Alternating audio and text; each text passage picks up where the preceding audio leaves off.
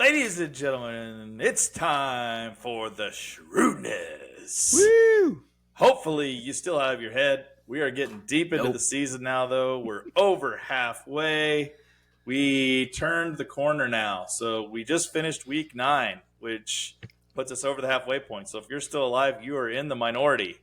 And hopefully we will help you stay in the minority because we've got some hot takes for you. We're going to go over what was an incredibly exciting week 9 in the NFL after a bunch of snoozers in week 8.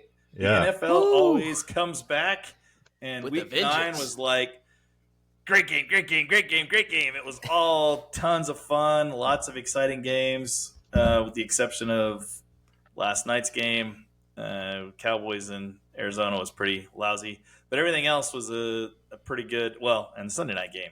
So the 2 primetime games were the only stinkers this week. All the games on Sunday were really good. But let's start off by doing a little bit of a recap and see where we landed. Dex, take us away. All right, so let's go with the Guillotine Graveyard. Another team bites the dust. Let's see what we can learn as a collective from this in Guillotine world. So the Blues Avengers go down in our Shrewdness Listener League. So that was my brother's team. So now there's no family members left in this league. Was it your brother's team or was it the Chiefs? I wasn't sure. It's one and the same.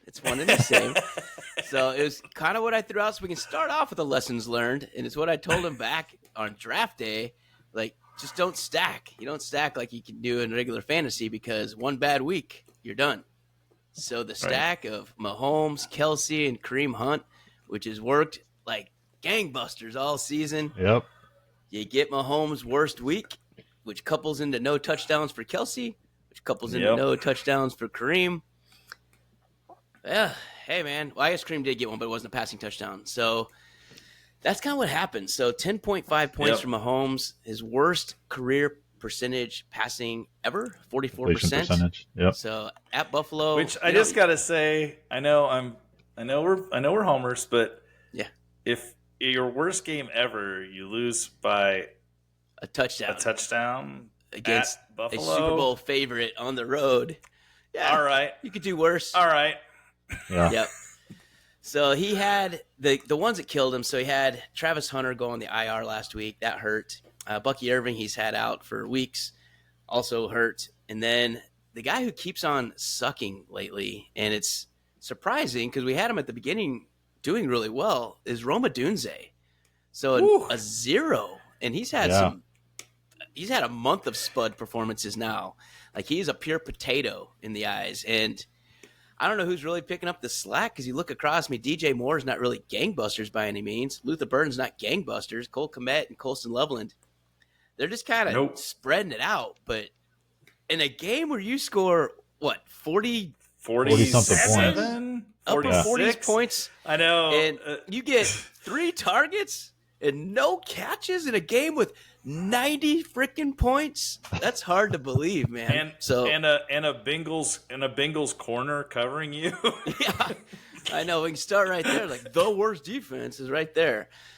So that was a surprise. Just a Dunze in a game like that, you'd expect to see something, but instead, a whole bunch of nothing. And then the one we warned you about, we said cut him while you can, try and trade him, make him someone else's problem. Alvin Kamara.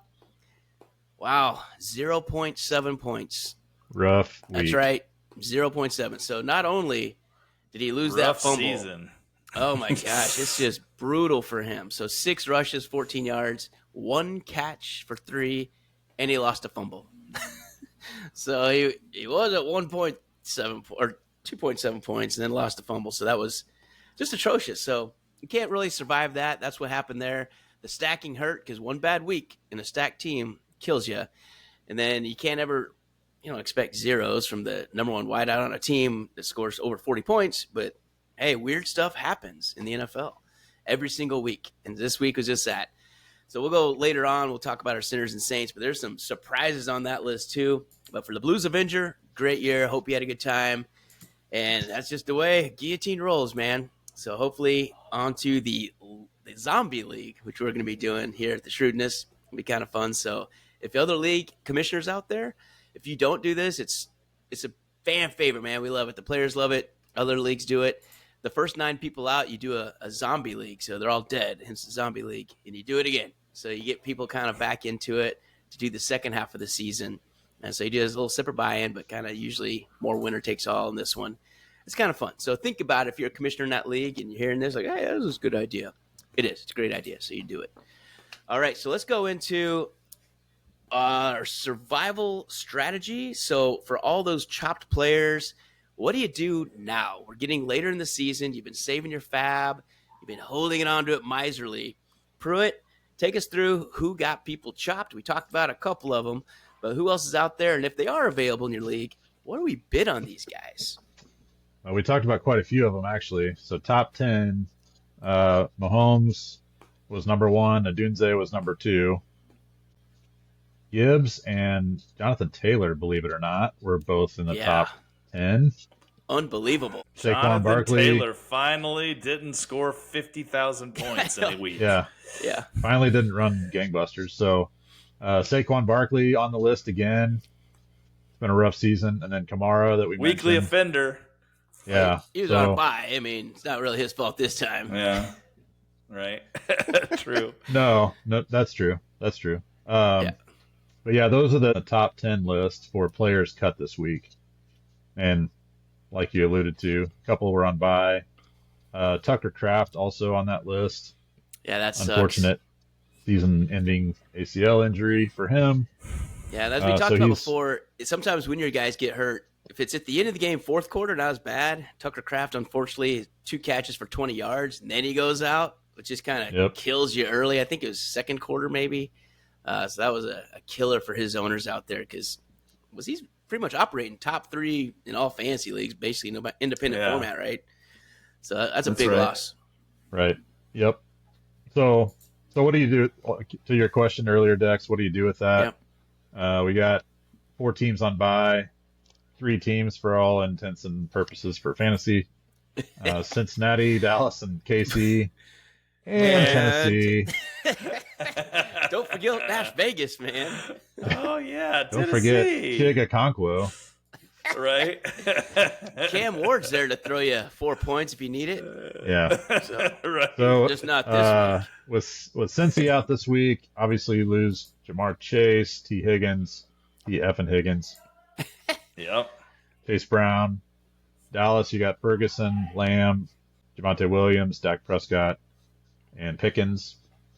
Yep. And then with KC out, obviously the big 3 there. Also Worthy and Hunt, maybe Pacheco. And then a lot of people. Tennessee, hopefully you're not starting anybody from Tennessee. Don't sleep on Alec Manor. So what do you do this week? Like the combination of Mahomes going out, low points in week 9 and then a bye in week 10 is really rough. That's a tough one Denver, to week decide 11. on. Yeah, he comes back to go to Denver. That's a really tough one to bid on. It all comes down, in my opinion, to who you got on your team and how much of an upgrade Mahomes would be. Yeah. If it's an extreme upgrade. I mean, he'll be an extreme upgrade for most teams. I mean, I think he's 3rd in fantasy right now. But you just don't really get him for 2 weeks if you're really being. He's the top scoring fantasy quarterback this year. Is he number 1? Okay. I think he's 3 after this week, though, wasn't he? Because I think this week killed him a little bit. But regardless. Because even though he had no touchdowns this week, I think in 4 of the past 5 weeks, he had 3. Like a minimum of 3. So he's been throwing just tons of points each week. Yeah, that's one. I think if I'm out there and I'm bidding on quarterback, if you have one of these ratty ones, if you're doing quarterback carousel and you have a spot to stash him, he's worth the $50 bid, 60. I don't know if I go much past that because, like you said, it's tough week 11 and he's on bye, so you're kind of holding him for 3 weeks from now and see what he does. But if you can, that's tough. You can, yeah. And if you have somebody get you through this week, man, I'm never going to bet against Patty, whether it's at Denver or not. But man, you do like better matchups than that. That's not the best. Yep. So not I just ideal. think it's one of those. Got to temper expectations and maybe just, I don't know, see what else is out there for now. But if you have a spot to stash and you've been doing quarterback carousel and you keep looking at Jacoby Brissett each week and Bryce Young, I mean, maybe you do need to get yourself Patrick Mahomes for week Yes. 11 on. Right. Yep, can't So- disagree with that. The other guys, obviously I think Gibbs and Jonathan Taylor are guys you got to go get. Shove Go your get. chips in, man. Yep, go all in Yeah. on those guys. If you're holding the high stack right now, Get them as far as both. fab dollars, Those are league winners. you would miss your opportunity to put the league away if you didn't get one or Yeah. both of those guys. Yep. That's right. So definitely go in on Jameer Gibbs or Jonathan Taylor or both. And then, like we talked about earlier, I think you got to cut bait with Kamara. Obviously, with Kraft, you got to let him sit till next season, unfortunately. Yep. Um, That sucks. He's having a good year. yeah, he was. I want to hit you real quick while we're talking about Tucker Kraft. Do you think Musgrave is a capable replacement if you're a Kraft owner? Would you think? Because I remember Musgrave was kind of Musgrave or Kraft, and then all of a sudden this was Kraft. But Musgrave, I think, has some upside. Do you think having this gaping hole there, that might be something they pivot and you don't lose too much and get like a poor man's version of Kraft? Yeah, that's a fair way to say it. I think they spread the ball around a lot, right? They've got a bunch of B-, C+ receivers, so Yeah. they Right. all are good for about 3 to 4 catches a game, and 50 yards at the most. So there probably is some room for Musgrave. He's not going to produce nearly the yardage that Tucker Kraft is capable of, but he'll secure some catches and probably fewer yards, but maybe as many catches. That's what I was gonna say, Prue. I don't think you're gonna lose much in the catches, but the rack is where you're gonna lose someone. He's just not as fast. Doesn't have Not as as much athletic. juice in the legs. I Yeah, think they'll still look at him in the end zone maybe for some targets, though. But for sure. Could I be, just yeah. think, the yard's going to kind of hurt you, I think, on him. But I just want to throw him out there. Yeah, I think that's a worthy replacement on tight end. What else do we want to talk about? Some of your bidding strategies in the upcoming weeks. So we're getting ready for week 10, and you've only got about 4 bid periods left, 5 counting tonight, but people aren't going to get this still after their bids are in before week 10. But really after week 14, all the players that cut get cut or permanently cut, right? So the auctions stop after week 14. You've really got about 4 more bid weeks to get your final roster kind of set up going into the playoffs. And the highlight I wanted to make is that there's going to be teams out there that are holding a lot of chips, and they're in the catbird seat and can wait, right? They can wait and take their choices and whatever. If you wait and you have a low stack, you're never going to win anybody those last couple bids. It's going to be everybody going all in on their last couple of players to round out their teams. So if you're one of the guys, like maybe one of our co-hosts here, that has less than 100 fab left, you better pick your poison and go all in for those 1 or 2 guys now, because you're not going to be able to get anybody after week 12, week 13. That's right. Yeah. And you need to save like a couple bucks. I would never try and go to 0, because you still need to be able to get those guys that after you have the first round of bidding, most leagues have a second round of bidding, and you at least want to be able to throw $1 on somebody. Right. And if you throw 0, the guy with $1 wins your guy. And sometimes there's some I've seen it too many times, like, God, I wish I had that $1. So just kind of, I want my $2. If you remember that old line from back I always like to keep $1, a couple dollars around at the end, because you are going to never know. Maybe. You never know. They can be huge, especially if injury hits you on a Thursday night or Friday, and you're like, oh my gosh, I need to get somebody. And then there's another waiver period. You just need to be able to get the backup for that guy. Like Monangai was a pickup this week. Once DeAndre Swift was announced out, Monangai was available in another league, and that guy went in and picked him up and had a humongous week. Saved him. Yeah. So he would have been cut but for that. Yeah, you're down to just a very few, bad players that have to be on a roster at those last 4 weeks or so. So, premier players, depending on the matchup, could go for $2 or, less than 10 for sure. And another thing to look at that you didn't touch on yet, but probably getting to it, is you really need to look at the schedule for those last 4 weeks. Because if you get a bunch of just top defenses stacked versus somebody else, I mean, you're not going to worry about that with Gibbs and Taylor. That's not what I'm saying. But if you have like some of these fringy dudes that are there, I mean, you can ride or die with them, sure. But if have some options, man, give yourself some options when you go down to the last few weeks to try and win that championship. Look at the matchups. It matters. Yep. All right. Totally. So I think that's good for that. Chiz, I'm going to throw it over to you. Oh, well, wait. Before we do that, we need to do our sleepers. We need some. That's correct. We got to talk sleepers, right? How could you forget sleepers, Dex? Shrewdness sleeper. There's some really good ones to talk about this week, I think. I know, and for once, we gave you some that delivered. So our sleepers last week, we gave you some gangbusters, baby. So A.J. Barner, if you recall Pruitt's fifth tight end in a row, he finally hit one as he took it under center and ran it in. He didn't catch the pass, but A.J. Barner brought high school football. That was a little surprising, but he did get in the end zone. Like he got in there. I was like, that's way too big to be Sam Darnold. Who is that? Oh my gosh, it's A.J. Barner. Yep. So the backup tight end for Seattle joined the starter for Seattle when getting touchdowns this week. Yep. A.J. Barner was announced as a starting tight end. Thank you very much. He was. I couldn't believe it, but I couldn't either. It's been a royal. But regardless, good job. So he hit one for Pruitt. I gave you Darius Slayton at San Fran. So he squeaked above with 11.2 points for you. And then Tajay Spears. Chisholm. Tell us about Tajay Spears. So close. He was 9.2. 0.8 points short of what our target is. He did get more action. He still is, I think, the energy's heading his way, but not enough to qualify, so we don't count him. Horseshoes and hand grenades. That's right. Close. All right, so going into this week, we'll let you start off, Chiz. Who do we got for your sleeper this week that is going to hit?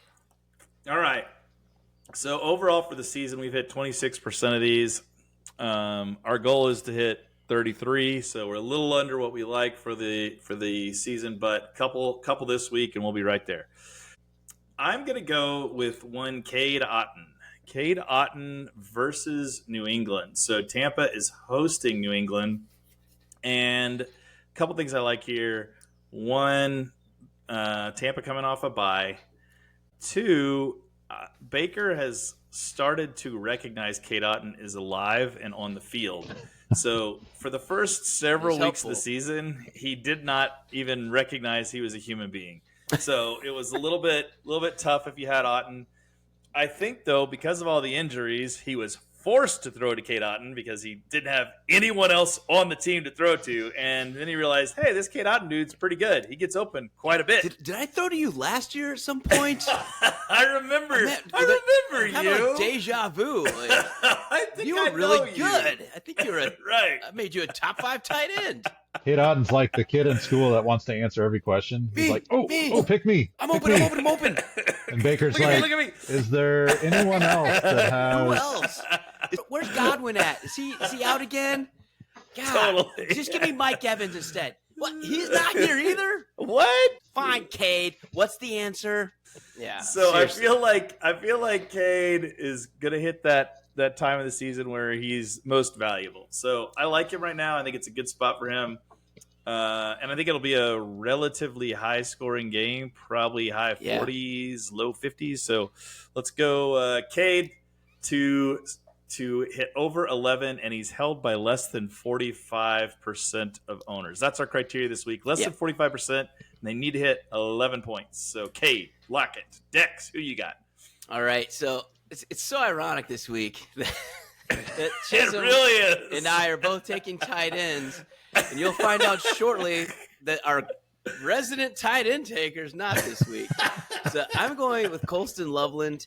I don't know if Cole Kmet's going to clear concussion protocol, but I also know that Colston Loveland had himself a game on, and besides having the game winner against Cincinnati, they're looking his way. So the 10th overall pick is finally getting involved in this offense.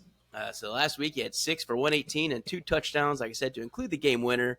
even if That was Cole a big Kmet's one. back, I still think they're going to involve Colson Loveland more. He has proven he can be valuable.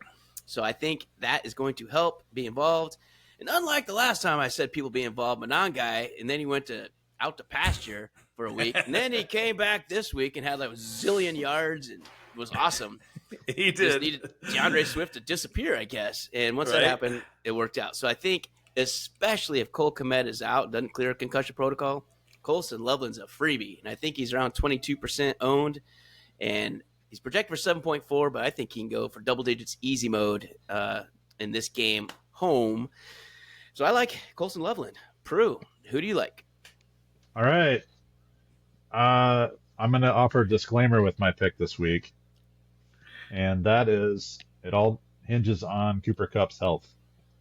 All right. Okay. So if Cooper Kupp is out again, Torrey Horton proved this last week that he is a starting NFL wide receiver.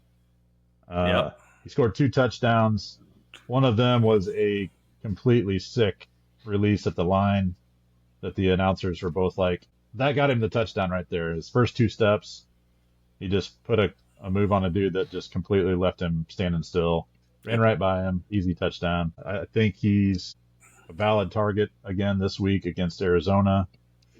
Again, if Cooper Kupp's out, Torrey Horton's going to see the field, 40-50% of the snaps. Even though they spread the ball around, he's good enough. He can beat some of those Arizona D-backs and potentially right. score you another touchdown. So, Prue, I want to push back a little bit just to make sure you own it. So, one of the trades that went down today, Rashid Shaheed from New Orleans is now going to Seattle. He Oh, will likely just hop right in that second spot opposite of JSN. Right. Does that impact this decision whatsoever? Do you think Shaheed's going to need more time than like the 8 routes they're going to get in the playbook anyway? Because, boy, is he far more talented than Horton, in my opinion. far more? I don't know about far more. Far more. Listen He's to this. good. Far more. Shaheed is now going to be having, instead of Tyler Show, it's going to be Sam Darnold. Say my name. So now we're gonna have So Sam basically Darnold. basically the same thing. Come on now. I think it's going to flip maybe after this first game. I think Shaheed might be the wide receiver 3 this first week. Okay. That Yeah, definitely does he's have new. an impact. I'll offer a secondary pick Okay. just in case. Yeah. In case Okay. all this goes to shoosh kebab, who's This the other might- one? This might shock some of you, but I'm going to pick a Right. tight end. What? No. No, don't do Wait it. a second. Is No. Prue J. Barner picking a tight end? I cannot believe it. Prue Fannin? That'd be six weeks in a row. Yes. I mean, I'm going I think back that should just be to- what you do. Maybe Back that to is the what I'll well. Stick with what you know. stick with. Back what I to the know. well. Okay. All right. I'll stick with Harold Fannin Jr. then against the Do it. New York Jets. He's been a frequent target. They're coming off a bye this week. Judkins obviously is a focal point of the run game, but I think Harold Fannin is pretty much the focus of the passing game now for Dylan Gabriel. So I like him to get several targets. Could turn one of those into a touchdown, which would obviously I put like him that. over the 11-point mark pretty easily. But He's athletic. Um, He's good. I'd say a minimum of 7 to 8 points, and I like him to get up over 11 this week. Nice. So I Especially don't know about Jets you gave guys, away all but their I- guys. The Jets gave away their entire Right. defense, which also helps. Yes. Yeah. Yep. I don't know about you guys. I felt it much harder to pick a sleeper this week because the Bengals, Cowboys, and Titans defenses were no longer in play. It So, really did. All the It's like, freebies. wait a second. All these are legitimate NFL defenses I got to think about here. So wrapping it for this week, the sleepers, Fannin versus New York Jets or the New Jersey Jets. I don't know why I Or was the doing that. Cleveland. Or the you know, or the Devils. the Cleveland or the- Indians. You know, I mean, it's just, right versus the New York Jets. Colson the Level Cleveland versus the New York Giants, so we're definitely got an anti-New York bias here. And Always. And then staying in the Northeast, Kate Otten versus the New England Patriots. That wraps the Shrewdness Sleepers. There's some free fantasy points coming your way. There we go. All right. So one question, a little segment we wanted to do this week. It's new. We're going to test our host's knowledge because some of these are rather interesting. We're going to go, for all you folks out there, the top 5 fantasy scoring players at each position. Top 5, okay? So we're going to let Prue and Dex make a guess. No cheating, no Google, no AI. Okay. Top 5 scoring at each position. Let's start with the QB position. Top 5. Name anybody, and I'll tell you where they are. Mahomes is number 1. Ding, ding, ding, ding. 206 fantasy points. Yeah. Dak Prescott. I'm trying to look at all not in the people. top 5. Not in the top 5. Really? Who's not? What are you talking about? I mean, Jalen Hurts. Dak Prescott, not in the top 5. Jalen Hurts, not in the top 5. What? Sam Darnold. You heard it. You heard it right here. Nope. Sam Darnold, not in the top 5. Drake May. Oh, wait. Drake May, number 2. Drake Herbert. May, number 2. Justin Herbert, number 3. We've got the top 3. We just need the 4 and 5. 4 and 5. Man, I think Baker's You're missing been an pretty obvious good. one. You're missing an obvious one. Josh Allen. Josh Allen, number 4. Yeah. Josh Allen, number 4. Number 5, I'll be surprised if you get it. Number 5. Stafford, maybe? He's throwing a lot of touchdowns. No. Stafford is 10. 10, huh? That is surprising. 9. Sorry, he's 9. All right. I mean, it's not Lamar because Baker? he's missed me games. Baker? You said no. Baker's Give me number Baker. 10. That's like 2 Baker's 10s already. number 10. Oh, but Caleb's number 10. Sorry, Baker's 11. Dak Prescott is number 7. Okay. Number 6 is Jalen Hurts. Number 5 is. Well, it's I'm not. sorry. Number 6 is Daniel Jones. Sorry. Number 5 is Bo Nix. Bo Nix. Is it ladies Bo and Nix? gentlemen? Guys, he must be all So the rushing because it's not top- passing. Right. He's got 3 Crazy. rushing touchdowns.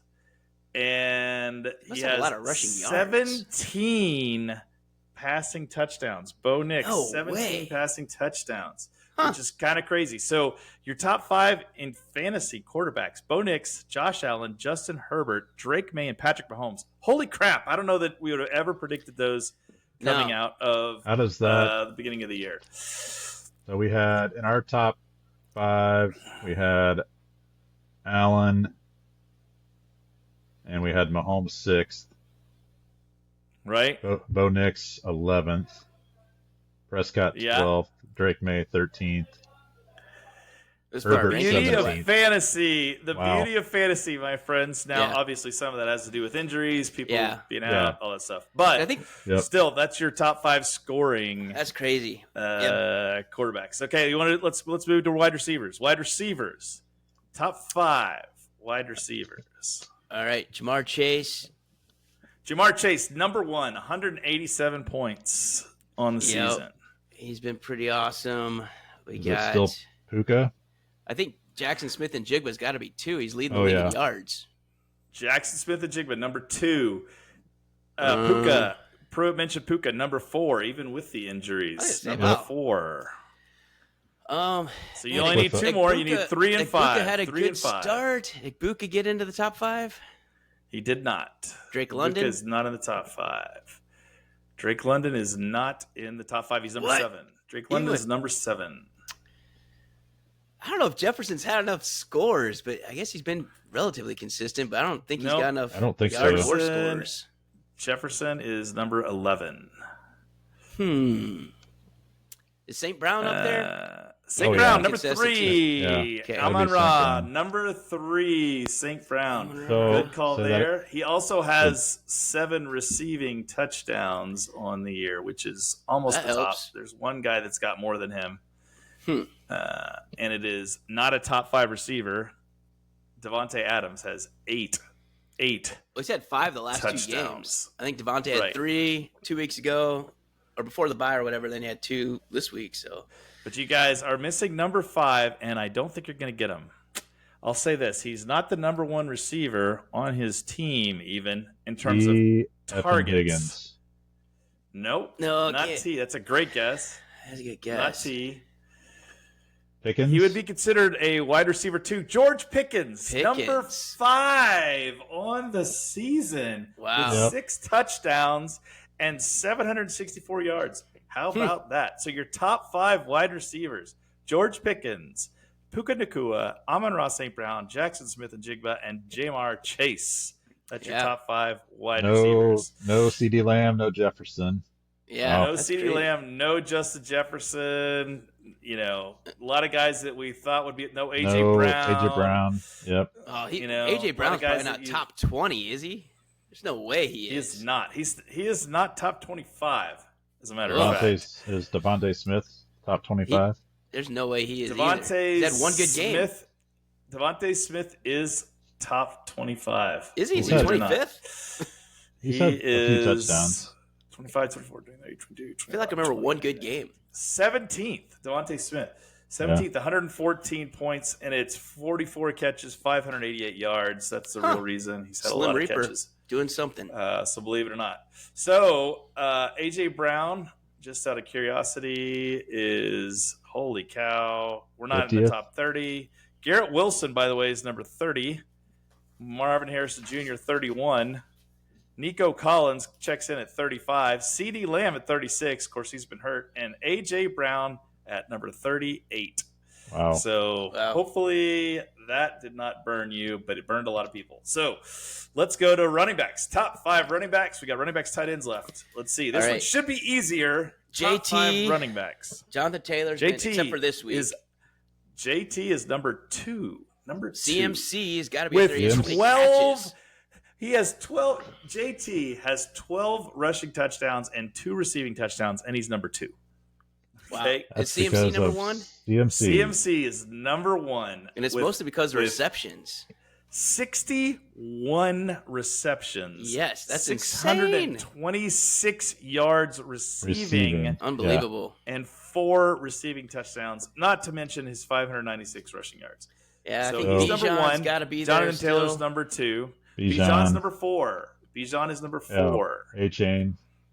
A-Chain is number 3. A-Chain is number 3. So we're only missing number 5. Jameer This one may Gibbs be a still little top harder. 5? Is Gibbs in there? He is not. He comes in at number 8. Jameer Gibbs comes in at number 8. Oh. Oh, how about the Buffalo guy?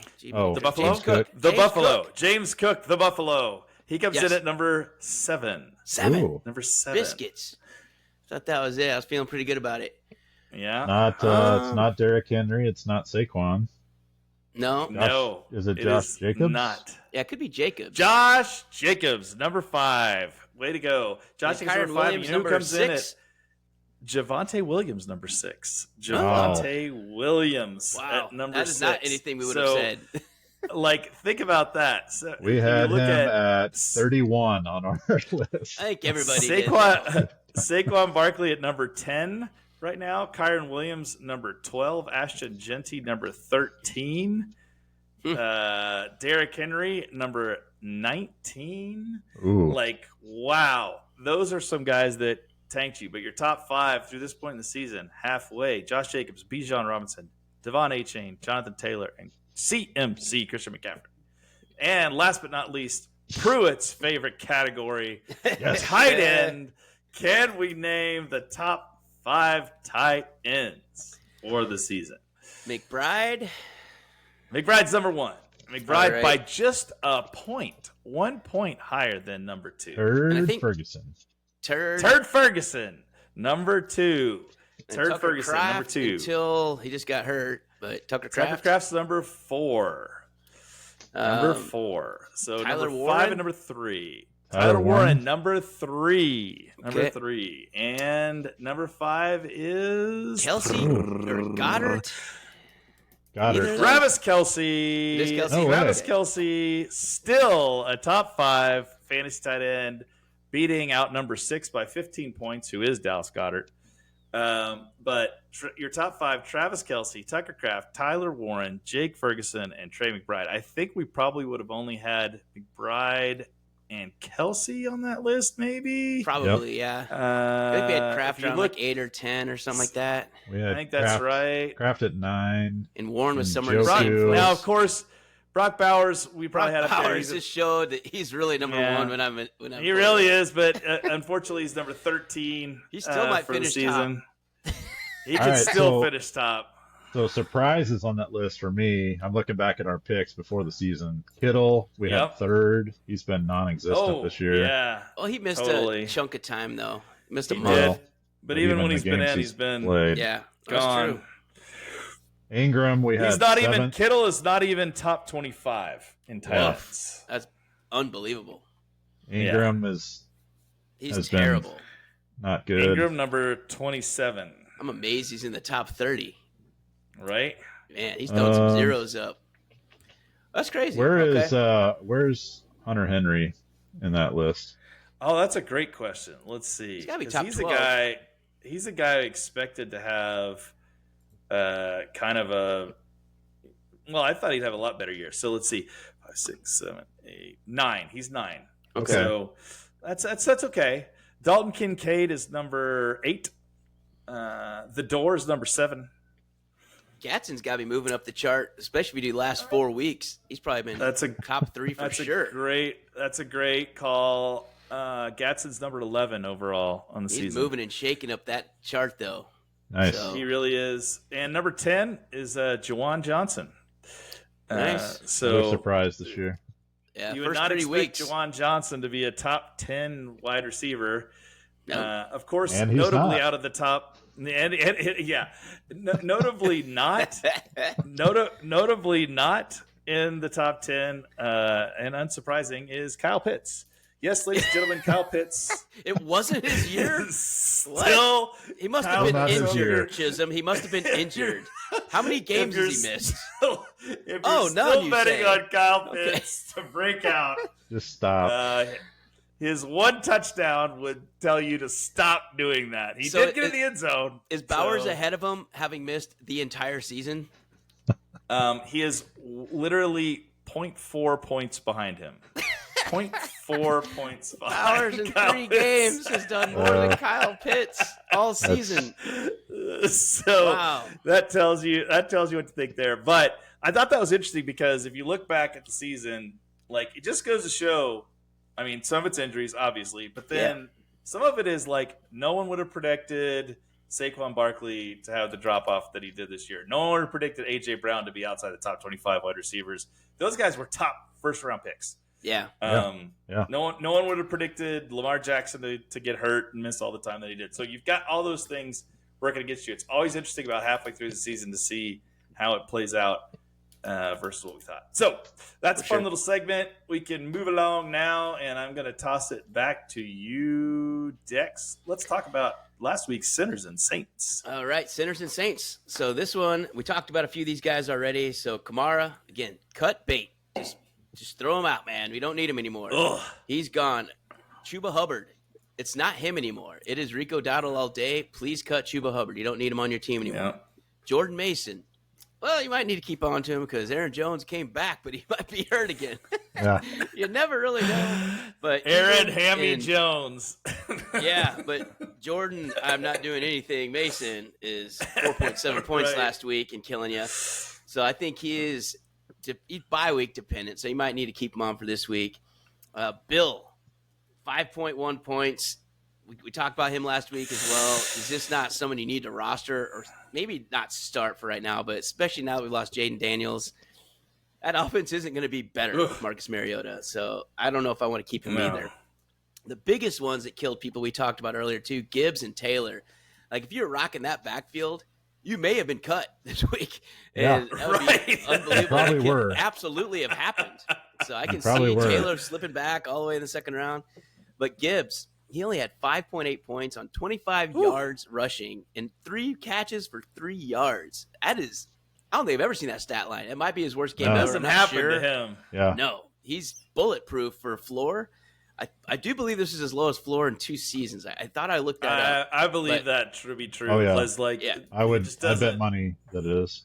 Yeah, and then Jonathan Taylor, I mean, you would think this is an injury line, but 45 yards and 2 catches for 12 yards for the Pittsburgh. And that defense, I don't know where it came from, but Pittsburgh decided to show up all of a sudden in the Colts. I mean, Daniel Jones didn't play his best game, but that shouldn't have really impacted Jonathan Taylor this much.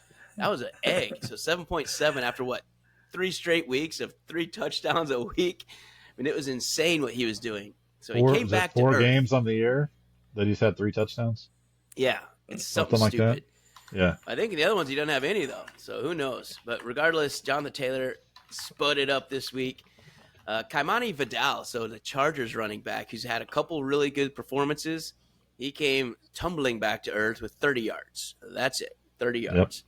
Yep. Tucker Crafty talked about 2 for 20 before he went out for the year with the ACL. That really sucks. He's having a good year. Yeah. Keenan Allen, who's been helping you guys out every single week, only 6.1 this week. So he came back, and frankly, the entire Chargers offense didn't really do much at all. Quentin Johnston got in for you, but that's about it. Keyshawn Butte, who we normally like, 0. Yeah. So the big goose, DK Metcalf, may as well have been a goose. 2 catches for 6 yards. Yeah. 2.6 solid number there. Right. And then Pat Mahomes, we talked about as well. Worst week he's had this entire season. No touchdowns, 250 and a pick. And he didn't even run for you either, which he's been doing about 25 to 40 yards a week. I think he didn't even get to 10. I think he had 5 yards rushing this week. So that was pretty bad too. That's what happens when you play a team 10 times. Yeah. Right? Yep. I know. You start to learn your tendencies. There's a lot of film on Totally. Patrick Mahomes and Josh Allen facing off against each other. So Right. It is. Absolutely. There's It is. definitely. Now, Dex, you did mention Daniel Jones. Now, I don't know that much about his line. I know that he turned the ball over 5 times single-handedly, though. So that can have been good. No, it's he probably killed you too, but I don't think that many people were really starting him, so I didn't put him on there because if that's your starting quarterback. Right. I know he's been pretty good this year, but still, you always have that question mark in the back of your head. Daniel Jones on the road to Pittsburgh, that didn't sound like the best matchup in the world. He kind of looked like New York Giants Daniel Jones is what he looked like. He looked a lot like it was the like New York Giants. he had 3 interceptions, and I know he lost a fumble too. He lost 2 fumbles. So he had 5 turnovers right there. But I think he did throw for a lot of yards, didn't he? 342 yards and a touchdown. But minus 10 on turnovers got him back down to. So he was at 24 points and then lost 10 on turnovers. He had 14 points still last week. Yeah. So wow. He ran for a touchdown. So he got the rushing touchdown. He did rush which for a helps. touchdown. Yeah. Oh, that knocks out all his picks. And then he passed for a touchdown. 340 is no joke. So I think that's why he didn't make my list. No. But, that was his highest passing total for the year. It is. Because he dug himself a hole. Because Taylor couldn't. Out of it. Taylor wasn't effective on the ground. Turning and handing. Turn hand. This was so much harder. I had to throw the ball. I had to actually play football. Right. Wow. Just looking at this, his minimum passing yards in any game this season is 212. Yeah, he's been the picture of consistency from a output standpoint. He's like one of those guys that always comes in like between 215 and 300. It's like always where he kind of hits. Yeah, his fantasy points, though, strikingly consistent. The last 3 weeks before Pittsburgh, 22.48, 22.22, 23.18. That's against the Arizona, the Chargers, and then Tennessee, which is a freebie. But, of course, in that game, Jonathan Taylor still had like 180 yards. Yeah. So the fact he still got you that many points, kind of amazing. Yeah. So, all right, Daniel Jones, we kind of ribbed you a little bit, but you are pretty consistent. All right, I was wrong. 14 points. I mean, hey, that's not bad for 5 turnovers. Exactly. All right, so let's go to the Saints. So the ones that carried you through, unless you had just too many of the centers. But if you had this one, so Brock Bowers, welcome back, Cotter. Right? What a game, man. 12 catches for 127 and a hat trick touchdown. So 43.3 led all fantasy players this week. When your tight end outpaces the quarterbacks and the running backs, that's insane. So Brock Bowers, I wonder who's the tight end one going forward. I mean, you tell me. Right. Because amazing how Geno Smith needed one player to look good again. I don't know. Because Geno Smith was pretty good in week 1. When Brown was healthy. There we go. Right. All right. Drake London. So number 2, 9 catches for 118, 3 touchdowns for him as well. So he had 38.8 for Drake London. That was huge. Caleb the Chop Williams, who I just always don't feel good about. But did this guy deliver a line or what? 280 and 3 touchdowns passing, 5 rushes for 53. And then on the receiving end of Ben Johnson's trickery in Chicago, 2 catches for 22 yards and a touchdown. So Caleb Williams caught a touchdown. I mean, he outperformed Tucker Kraft right there. And, hey, so Caleb Williams, hell of a game. Got you through if you had to throw a dart on him this week, which it's not really throwing a dart. You're playing Cincy. Everybody start everybody against Cincy and Dallas every single time they're out there. So this week, I know you're kind of screwed. That's what we're telling you. CMC, another big week. So he had 28 for 106 and a touchdown. And then, like we were talking about, 5 more catches for 67 and a touchdown. CMC, what the heck, man? He puts up a wideout line every single week and then also runs the ball. And then he runs the ball. Yeah. Yeah. That's so crazy. Ton of carries. T. Effin Higgins, man. 7 for 121, 2 touchdowns. So Jamar Chase, he wasn't horrible by any means, but T. Higgins outpaced him this particular game. So Joe Flacco, man, what do you have for Jamar Chase in one game? 23 targets. At least we know he also knows where T. Higgins is. So it's nice if you're a T. Higgins owner out there. He will throw him. Which brings me to Joe Flacco. Holy crap, this dude is old as nuts. I mean, he's got a dinosaur for a dog, and he has 470 yards and 4 touchdowns. Are you kidding me? 470. It's his career high. That's unreal. That's ridiculous. So most people aren't throwing career highs in their 40s, but Joe Flacco, golf clap, way to go. Great game. Right? And you did enough to win this game. You did enough to win. I feel terrible for Cincinnati Bengals fans out there because he drives down the field. They get an onside. He throws the game-winning touchdown that you think. It's like half a minute left. All you got to do is stop him. Nope. Right? Then you give up with no timeouts. You try and throw a shoulder into Colston Loveland in the midfield, and he takes you to the house to lose. But Joe Flacco had the game. Speaking of Colston Loveland, next best up. So 6 for 118, 2 touchdowns. I think he just needed an injury. He just needed opportunity. When talent meets opportunity, these are the things that can happen. So that's why it's good to stash those guys.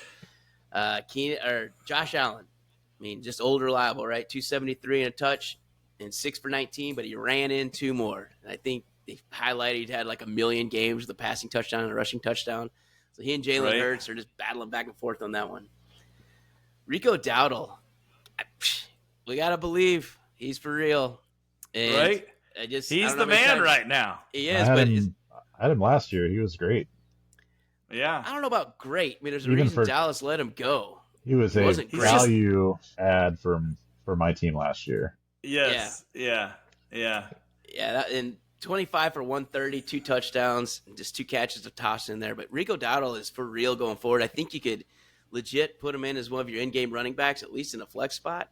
I wouldn't feel horrible about him. I want to talk to you guys about that. Rico Dowdle, is he someone you can count on going down the stretch? I know he's not going to be on the top rankings because he didn't get to start the first 5 or 6 weeks. But when you look at the last month and that body of work, going forward, I feel pretty good if Rico Dowdle is my running back. Do you guys feel the same way?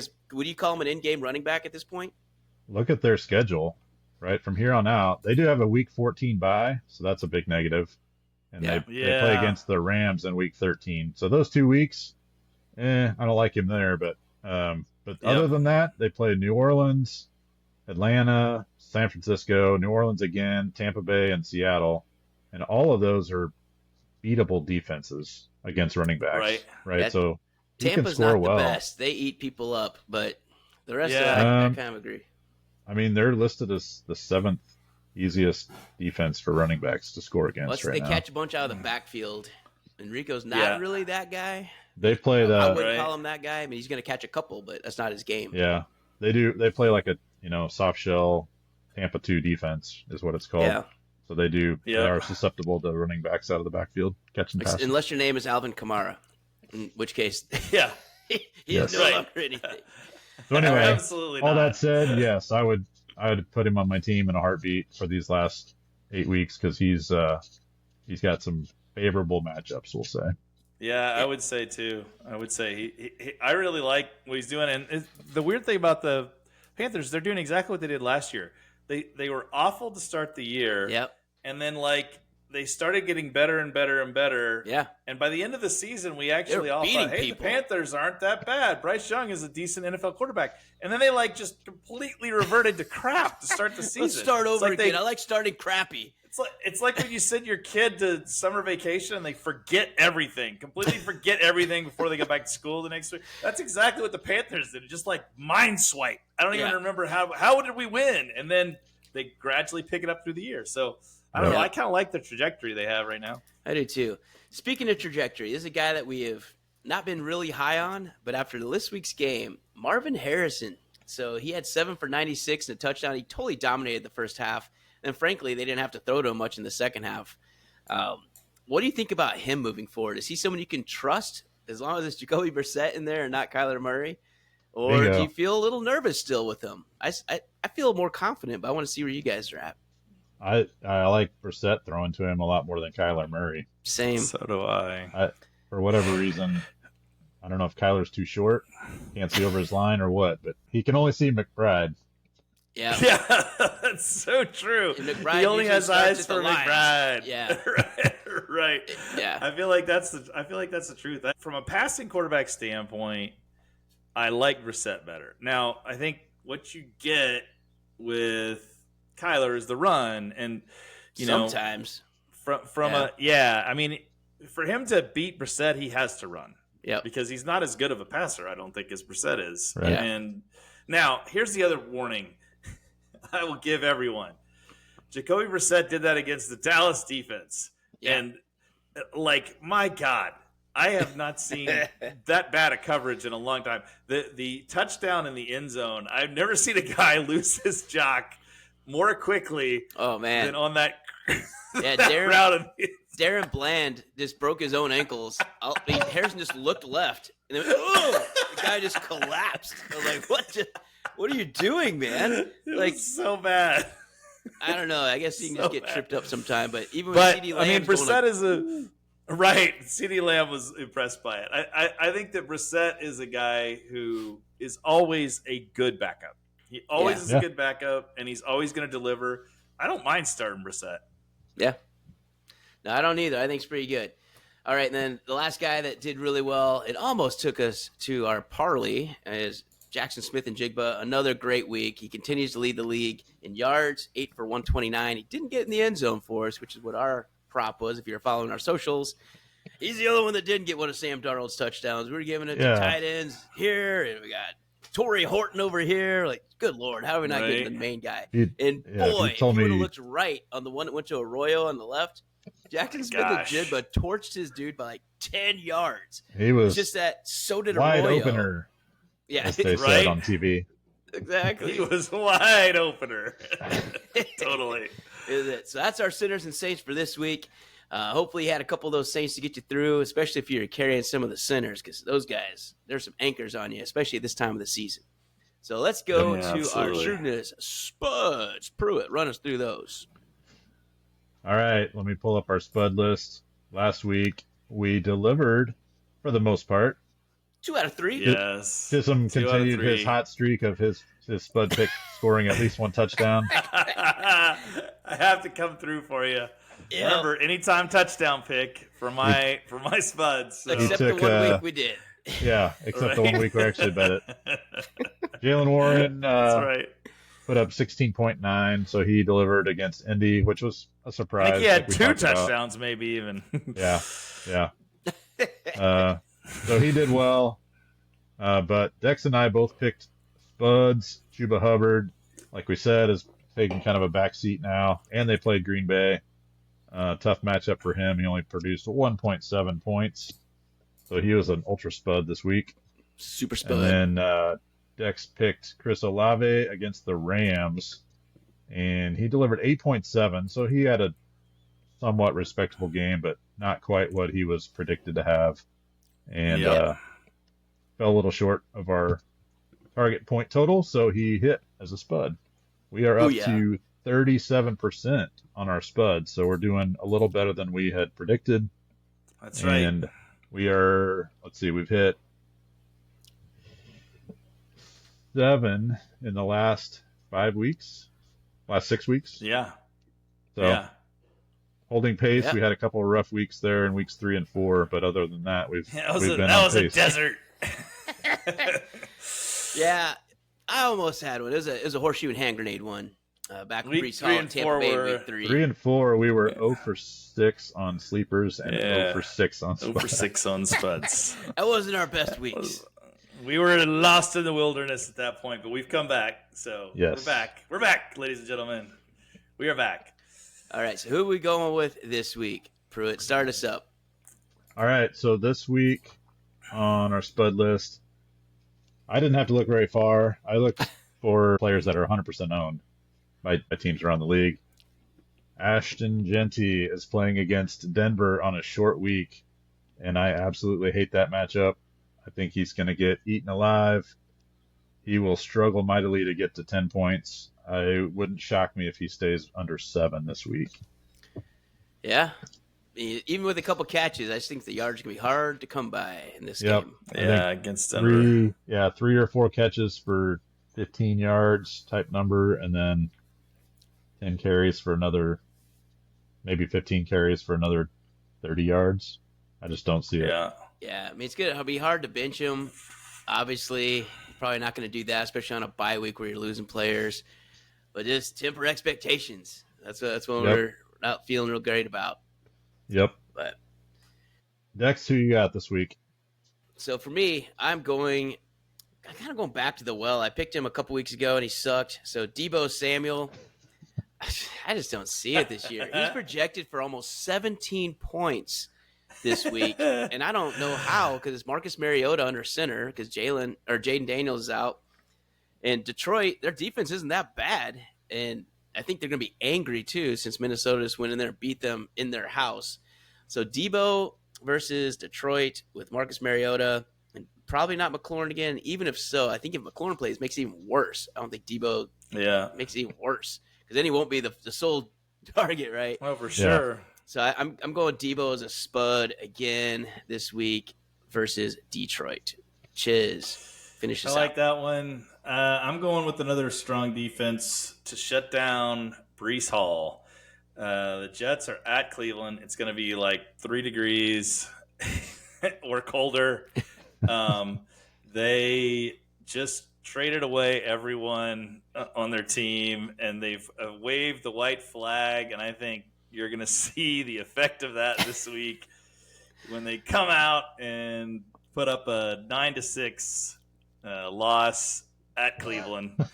So that's. I don't think Brees is going to get a lot. I think they're going to make anybody else on that team beat them, and As they should. Yeah. as they absolutely should. So Brees is projected to get 15.8. I think he's going to get less than 11. Definitely not going to get a touchdown. So bet him for anytime touchdown.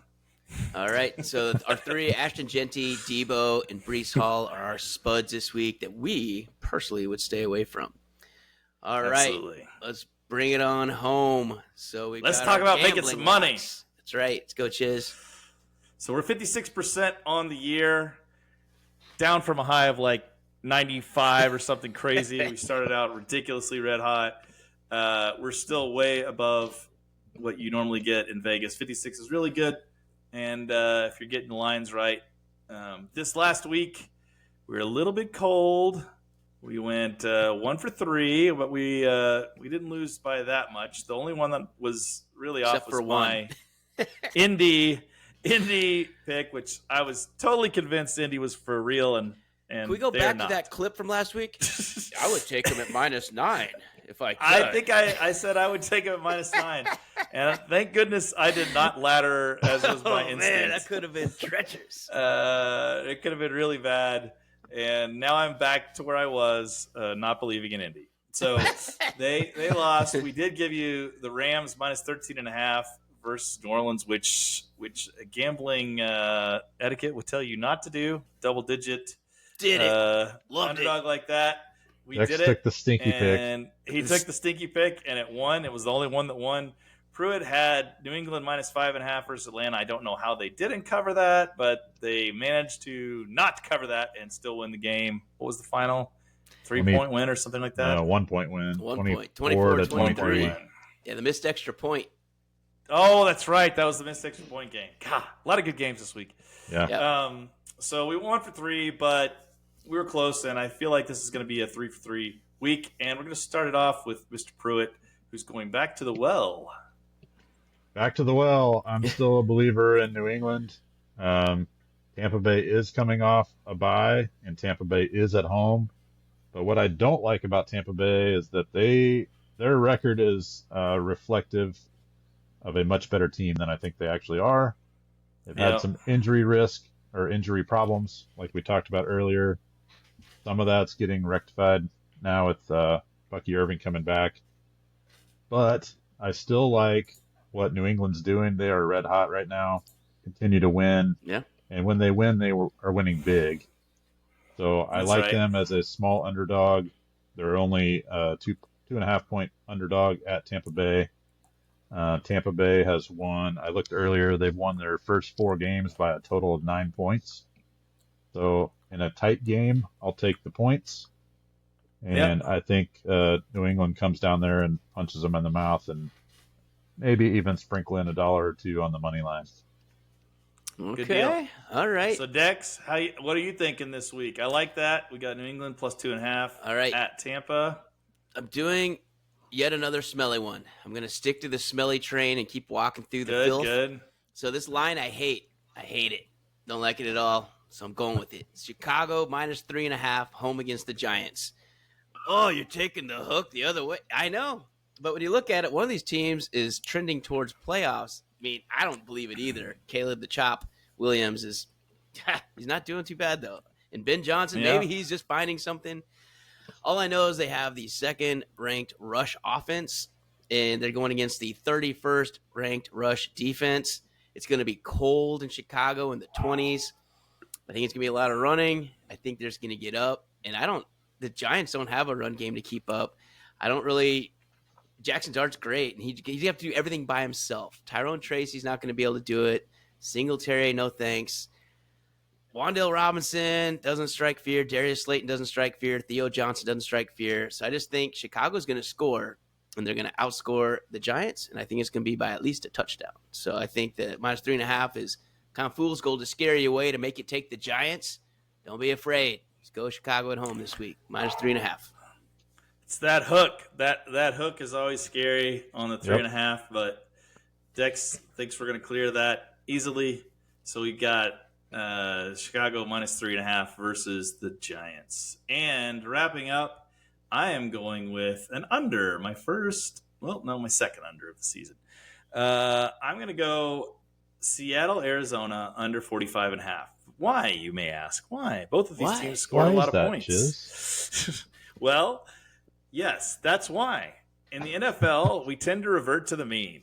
And Seattle just went for a huge game. And Arizona is feeling really good about their offense right now because they played the Cowboys.